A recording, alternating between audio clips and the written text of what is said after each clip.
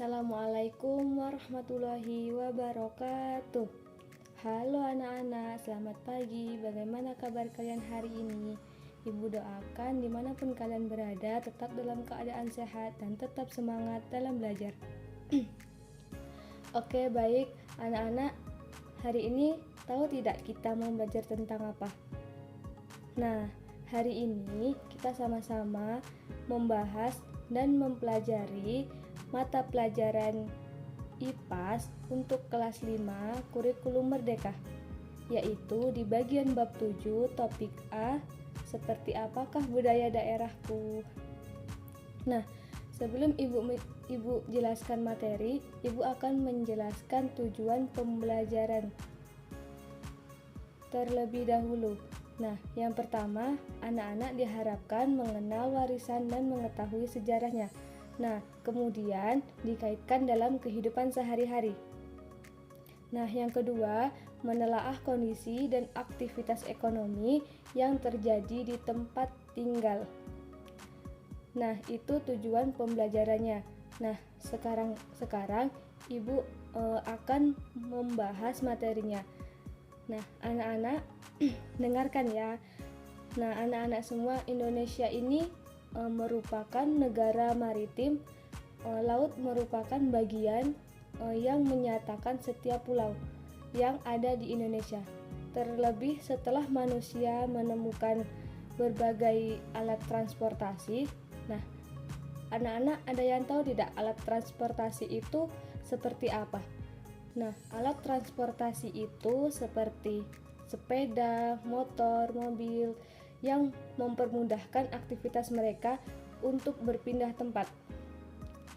Hal yang terjadi saat bangsa asing mulai berdatangan ke Nusantara, pedagang dari Tiongkok, Arab, India, Portugis, Inggris, dan Belanda juga melakukan interaksi dengan masyarakat Nusantara.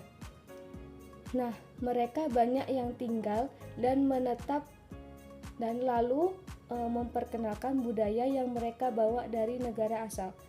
Nah, budaya-budaya tersebut lambat laun diterima oleh masyarakat setempat dan hingga mempengaruhi budaya lokal dan membentuk budaya yang merupakan percampuran dengan keduanya. Proses percampuran dua budaya ini disebut sebagai alkulturasi. Nah, anak-anak semua masih semangat tidak nih? Nah, Ibu akan menjelaskan jenis warisan budaya dan cara menjaga warisan budaya. Apa sih itu jenis warisan budaya? Nah, Ibu akan menjelaskan jenis warisan budaya.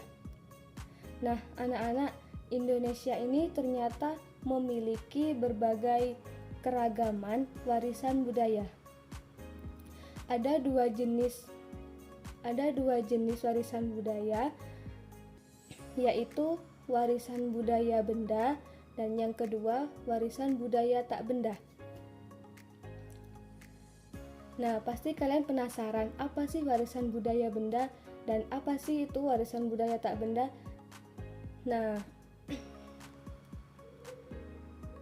warisan budaya benda adalah warisan budaya yang bisa kita lihat, yang bisa kita raba. Nah, contohnya seperti bangunan, makanan, senjata tradisional, alat musik, dan alat produksi. Nah, anak-anak Ibu akan bertanya nih, ada yang tahu tidak kota Palembang itu terkenal dengan makanan apa? Nah, iya benar. Palembang itu terkenal dengan makanan pempek. Nah, itu termasuk warisan budaya. Nah, itu benar, itu termasuk budaya benda. Nah, yang kedua, warisan budaya tak benda. Warisan budaya tak benda adalah warisan budaya yang tidak bisa kita raba tetapi bisa kita lihat di sekitar kita. Contohnya seperti musik, tarian, kebiasaan keterampilan bahasa, adat istiadat. Nah, ada yang bisa memberikan contoh dari warisan budaya tak benda? Nah, Warisan budaya tak benda itu seperti pencak silat. Nah, yang nah anak-anak ibu masih semangat kan? Nah, ibu akan menjelaskan yang terakhir, yaitu cara menjaga warisan budaya. Warisan budaya tentu akan rusak dan bahkan hilang jika kita lihat dan tidak bisa menjaganya dengan baik. Ada banyak cara yang bisa dilakukan untuk menjaga warisan budaya tersebut agar tetap kokoh dan bersih. Nah, di sini ibu akan menjelaskan sejarah Candi Borobudur. Yang ada yang tahu tidak, Candi Borobudur ini termasuk ke contoh warisan budaya apa? Nah, ya, Candi Borobudur ini termasuk warisan budaya benda. Nah, ibu akan menjelaskan sejarahnya. Sejarah Candi Borobudur dibangun pada abad ke-19, yaitu pada masa kerajaan kuno. Kemudian candi ini ditemukan oleh Sir Thomas Stamford Raffles pada abad ke-19 dalam keadaan rusak parah. Beberapa kali Candi Borobudur itu berusaha dibersihkan, dirawat dengan baik. Belum akhirnya dilakukan pemugaran pertama pada tahun 1907. Pemugaran berlangsung sampai sekarang untuk mengembalikan keutuhan dan kekuatan candi agar Candi Borobudur itu dapat berdiri kokoh sampai ratusan tahun ke depan. Pada tahun 1991, UNESCO menetapkan Candi Borobudur sebagai situs warisan dunia yang berasal dari Indonesia. Bisa menembus benda gelap, ada pula yang benda sedikit ditembus cahaya atau buram. Pada benda ini, cahaya hanya bisa menembus sebagian. Nah, oleh karena itu, kita bisa melihat benda dengan samar. Nah, itu sejarah Candi Borobudur.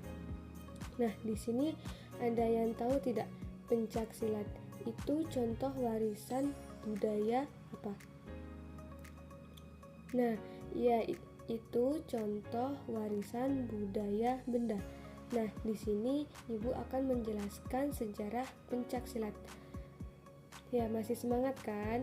Nah, pencak silat merupakan seni bela diri tradisional dari berbagai suku di Indonesia dan tersebar melalui kesenian Melayu seperti karate dan taekwondo.